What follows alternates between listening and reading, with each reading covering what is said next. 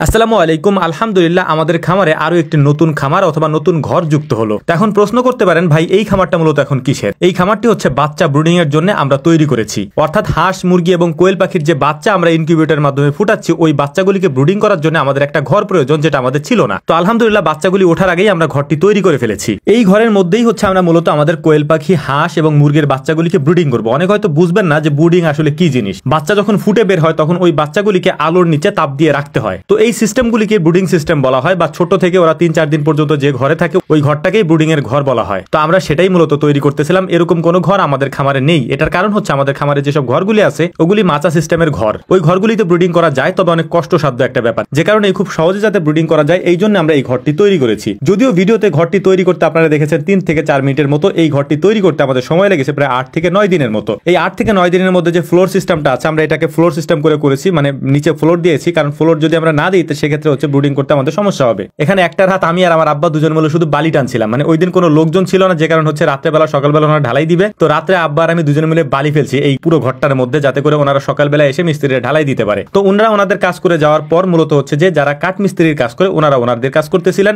আমরা এটাকে একচালা করে দিয়েছি। দোচালা করে দিতাম, কিন্তু দোচালা করে দিলে একটু সমস্যা হতো, যে সমস্যাগুলির কারণে আমরা দোচালা করে দিইনি, একচালা করে দিয়েছি। তবে আমরা সিস্টেম রেখেছি পরবর্তীতে যাতে এই ঘরটাকে দোচালা করে দেওয়া যায়। তো যাই হোক, আলহামদুলিল্লাহ এখন অনেক হয়তো প্রশ্ন করতে পারেন যে এতে আপনাদের খরচ হয়েছে কত। এই ঘরটা তৈরি করতে প্রায় আমাদের 30,000 টাকার মতো খরচ হয়েছে। এর পাশাপাশি আমরা যে এটার পিছনে পরিশ্রম করি ওইটা আমরা ধরি না। অনেকে হয়তো মনে করতে পারেন যে এইটা আবার কেমন কথা। মূলত হচ্ছে এটার পিছনে আমরাও অনেক পরিশ্রম করি, যেটা আমরা হিসেবে ধরি না। এইটা যদি আপনি নিজে করেন, অথবা অনেকে নিজেরা করে না, নিজেরা অন্য লোক দিয়ে করানোর চেষ্টা করে, তবে আমরা একটা পার্ট থাকে, মানে আমরা কোনো কাজ করতে গেলে ওইখানে একটা পার্ট আমাদেরও থাকে। অর্থাৎ এই কারণে আমাদের খরচটা অনেকাংশ কমে যায়। এবং আমরা যেহেতু সার্বক্ষণিকভাবে ওনাদের সাথে থাকার চেষ্টা করি, মানে যারা মিস্ত্রির কাজ করে তাদের সাথে থাকার চেষ্টা করি, সেক্ষেত্রে আমাদের কাজগুলো খুব দ্রুত হয় এবং ফিনিশিং বা কাজগুলো অনেক সুন্দর হয় আমাদের কাছে অন্তত। তো যাই হোক, আলহামদুলিল্লাহ আমাদের ঘরটা এখন দৃশ্যমান, মানে মোটামুটি একটু দাঁড়ায় গেছে। এটা দেখতেও এখন খুব মাশাআল্লাহ বেশ ভালোই দেখাচ্ছিল আর কি। তো একটা বিষয় আপনাদেরকে বলি, অনেকে হয়তো বলবেন যে কতটুক বাই কতটুক, মানে এটার মাপ কতটুকু। আসলে আমাদের বাড়ির ভিতরে বা আমাদের খামারের ভিতরে যতটুকু জায়গা যেখানে ফাঁকা থাকে আমরা সেখানে ঘর উঠানোর চেষ্টা করি। ওইরকম ভাবে আমরা কোনো ঘর মেপে তুলি না, অর্থাৎ যে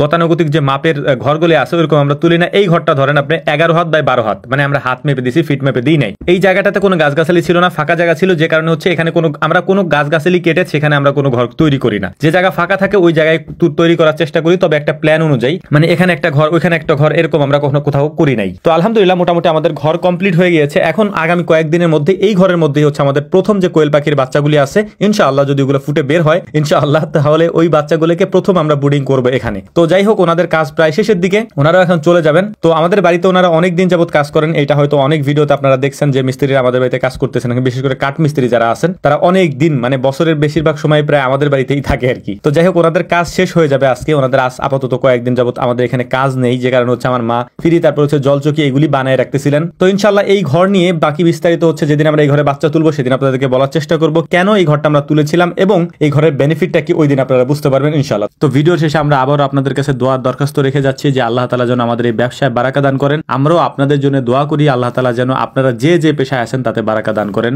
আল্লাহ তাআলা আপনাদেরকে সব সময় ভালো রাখুন, সুস্থ রাখুন, এই প্রত্যাশায় এই কামনায় আজকের মতো বিদায় নিচ্ছি। আসসালামু আলাইকুম ওয়া রাহমাতুল্লাহি তাআলা ওয়া বারাকাতুহু।